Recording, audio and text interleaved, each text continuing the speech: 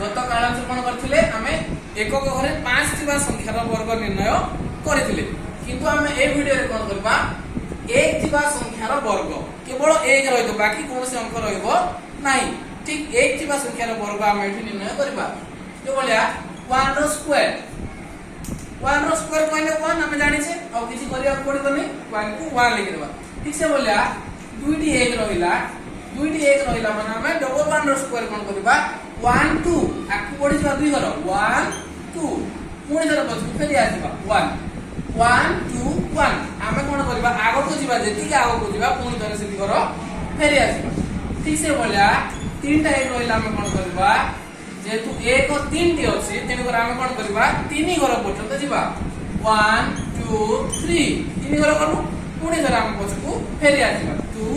1 आ हम किछि करिया को पड़िबो नै एठी गुणन करिया पड़िबो नै वर्गन करिया पड़िबो नै हमें केवल ए आकार हम ए पद्धति रे करनिबा ठीक से बोलिया चारटा 1 रहले कोन करबा चारटा 1 हम कोन करबा 4 पर्यंत संख्या गणि नबा 1 2 3 4 4 पर्यंत गलो पुणी हम पछकु फेरि आसीबा 4 पर आसीला 3 2 1 ठीक से बोलिया पांचटा 1 ले कोन हबो पांचटा 1 ले मते ठीक से बोलिया 5 घर जीवा पुणी 5 को फेरि आसीबा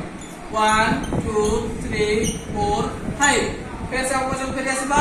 4 3 2 1 ए बोली हबले हम वर्ग निर्णय करबा आउ